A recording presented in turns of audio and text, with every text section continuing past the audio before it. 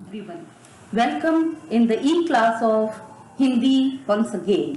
Students, आज की हमारी क्लास में हम हमारी जो कविता पढ़ने जा रहे हैं वो डॉक्टर हरिवंश राय बच्चन द्वारा लिखी गई बहुत ही प्रसिद्ध कविता है जो बीत गई सो बात गई। हालावादी कवि हरिवंश राय बच्चन का जन्म उत्तर प्रदेश के इलाहाबाद में हुआ था। उन्होंने इलाहाबाद विश्वविद्यालय से अंग्रेजी में एमए और कैम्ब्रिज विश्वविद्यालय से पीएचडी की उपाधि प्राप्त की। इलाहाबाद में ही वे अध्यापक के रूप में नियुक्त हुए। तब तक उनकी ख्याति भारत भर में फैल चुकी थी। उन्होंने आकाशवाणी में हिंदी प्रोड्यूसर के रूप में कार्य किया। भारत सरकार के विदेश मंत्रालय के विशेषाधिकारी पद को भी उन्होंने शोभान्वित किया। उनकी प्रमुख काव्य रचनाएं हैं मधुशाला, मधुबाला, मधुकलश, निशा निमंत्रण, एकांत संगीत, आकुल अंतरा, मिलन यामिनी और सतरंगिणी। स्टूडेंट्स, हमारी ये कविता जो बीत गई सो बात गई, उनकी प्रमुख कविता सतरंगिणी नामक काव्य संग्रह से ली गई है। इसमें कवि ने जो बीत गया उसके पीछे व्यर्थ में शोक ना करने की बात को महत्व दिया है।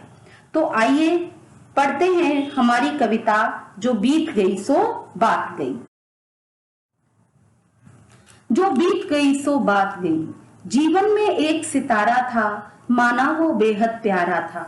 वह डूब गया तो डूब गया, अंबर के आनंद को देखो। कितने इसके तारे टूटे, कितने इसके प्यारे छूटे। जो छूट गए फिर कहाँ मिले, पर बोलो टूटे तारों पर। कब अंबर शोक मनाता है, जो बीत गई सो बात गई। कवि कहते हैं जो कुछ जीवन में हो गया है, जो दुखद घटना घट गई है, उसे भूल जाना चाहिए और जीवन में आगे बढ़ना चाहिए, क्योंकि उसे बार बार याद कर कर दुख मनाने से फिर से वो बात अच्छी नहीं हो सकती, सही नहीं हो सकती। उदाहरण देते हुए कवि कहते हैं कि जीवन में एक सितारा था जो कि हमें बहुत प्यारा था। अब वो डूब गया तो डूब गया। उसके लिए आप आकाश की ओर देखो, आकाश के चेहरे, आनंद अर्थात चेहरे को देखो। न जाने हर रोज कितने उसके तारे टूट जाते हैं, न जाने कितने उसके प्यारे उससे छूट जाते हैं, और जो छूट जाते हैं वो वापस फिर उसे कभी नहीं मिलते। पर आप बोलो, क्या उन टूटे तारों पर कभी भी आकाश शोक मनाता है, उसके लिए दुखी होता है? कभी नहीं होता। इसीलिए जो बीत गई सो बात गई, जो बीत गया है हमें उसे भूल जाना चाहिए। जीवन में था एक कुसुम, थे उस पर नित्य निछावर तुम। वह सूख गया तो सूख गया, मधुबन की छाती को देखो। सूखी कितनी इसकी कलियां, मुरझाई कितनी बल्लरियां। जो मुरझाई फिर कहाँ खिली, पर बोलो सूखे फूलों पर।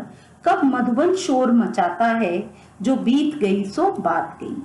दूसरा उदाहरण देते हुए कवि कहते हैं कि जीवन में जो बगीचा होता है उसमें बहुत सारे फूल खिलते हैं और वो सभी फूल उसे बहुत प्रिय होते हैं। तो जीवन में था एक कुसुम यानी फूल, और जिस पर थे नित्य निछावर तुमने अपना सब कुछ उस फूल के ऊपर न्यौछावर कर दिया था। उसके प्रति तुम्हें बहुत प्रेम था, तुम उसके लिए मर मिटने के लिए तैयार थे, और फिर एक दिन वो सूख गया। अब सूख गया तो सूख गया।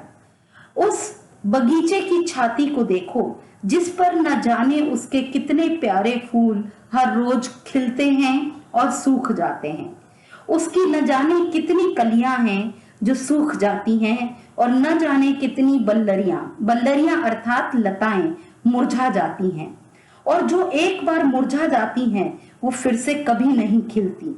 तो तुम ही कहो, उन सूखे हुए फूलों पर, उन मुरझाए हुए फूलों पर कभी तुमने बगीचे को शोर मचाते हुए देखा है? वो कभी शोर नहीं मचाता, क्योंकि वो जानता है जो बीत गया सो बीत गया। अब वो फिर से अच्छा होने वाला, सही होने वाला नहीं है। उसके फूल और लताएं फिर से खिलने वाले नहीं हैं। जीवन में मधु का प्याला था, तुमने तन मन दे डाला था, वह टूट गया तो टूट गया। मदिरालय का आंगन देखो, कितने प्याले हिल जाते हैं, गिर मिट्टी में मिल जाते हैं। जो गिरते हैं कब उठते हैं, पर बोलो टूटे प्यालों पर, कब मदिरालय पछताता है, जो बीत गई सो बात गई। तीसरा उदाहरण देते हुए कवि कहते हैं कि जीवन में मधु का प्याला था। मधु अर्थात मदिरा, शराब। वो कहते हैं कि ऐसे भी बहुत सारे लोग हैं जिनके जीवन में शराब का बहुत महत्व होता है, तो उनके जीवन में जिस शराब को वो महत्व देते हैं, उसे पीने के लिए जो प्याला था, जिस पर कि उन्होंने अपना तन मन न्यौछावर कर दिया था, उसे तन मन दे डाला था, अचानक से एक दिन वो उनके हाथ से गिरकर टूट गया। अब टूट गया तो टूट गया। अब कवि कहते हैं कि उस मदिरालय का आंगन देखो। मदिरालय अर्थात शराब खाना, जहां लोग शराब पीने जाते हैं, और उसके आंगन में न जाने कितने मधु पीने वाले, शराब पीने वाले लोग बैठे रहते हैं, जिनके हाथों से उनके शराब के प्याले टूट जाते हैं। और कितने ही लोग हैं जिनके हाथों से वो प्याले गिरकर नीचे गिरते हैं और मिट्टी में मिल जाते हैं। जो गिर जाते हैं वो फिर से कभी उठ नहीं पाते। अब तुम ही बोलो, उन टूटे हुए प्यालों पर क्या कभी तुमने मदिरालय को पछताते हुए देखा है? उन मधु पीने वालों को पछताते हुए देखा है? वो कभी नहीं पछताते, क्योंकि वो जानते हैं जो गिर गया, जो टूट गया, अब वो वापस से सही नहीं हो सकता। इसीलिए जो बीत गई सो बात गई, उसके लिए दुखी होने का कोई फायदा नहीं है। कवि कहते हैं, मृदु मिट्टी के हैं बने हुए, मधुघट फूटा ही करते हैं, लघु जीवन लेकर आए हैं, प्याले टूटा ही करते हैं। फिर भी मदिरालय के अंदर मधु के घट हैं, मधु प्याले हैं, जो मादकता के मारे हैं, वे मधु लूटा ही करते हैं। वह कच्चा पीने वाला है जिसकी ममता घट प्यालों पर, जो सच्चे मधु से जला हुआ कब रोता है चिल्लाता है, जो बीत गई सो बात गई। कवि आगे इस उदाहरण को बढ़ाते हुए कहते हैं, मृदु मिट्टी के हैं बने हुए, जो मधु के प्याले हैं, मधु के घट, मधु घट अर्थात शराब से भरे हुए घड़े और उसके प्याले, वो सब कमजोर मिट्टी के, कोमल मिट्टी के बने हुए हैं, और वो अपना बहुत लघु यानी छोटा सा जीवन लेकर आए हैं। उनकी उम्र बहुत कम होती है और अक्सर वो टूट जाया करते हैं, जैसे ही हाथ से गिरते हैं वो नष्ट हो जाते हैं। फिर भी मदिरालय के अंदर मधु के घट है, मधु प्याले हैं।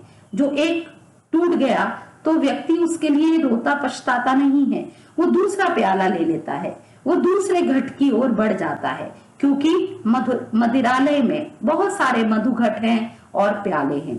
जो मादकता के मारे हैं, मादकता अर्थात मतवालापन, जो शराब पीने के लिए मतवाले हैं, उसके पीछे पागल लोग हैं, वो अक्सर ही वहां जाकर शराब पिया करते हैं, उसके लिए लूट मचाया करते हैं, शराब के प्रति प्रेम रखते हैं।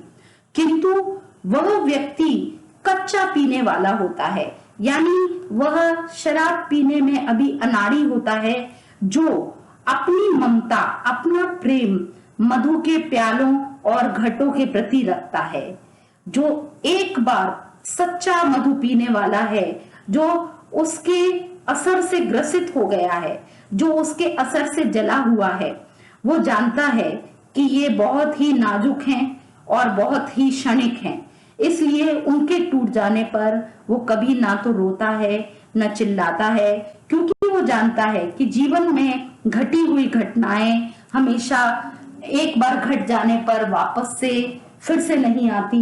जो दुख जीवन में आ गया है उसे सुधारा नहीं जा सकता, इसीलिए उसे भूल जाने में ही भलाई है। तो जो बीत गई सो बात गई।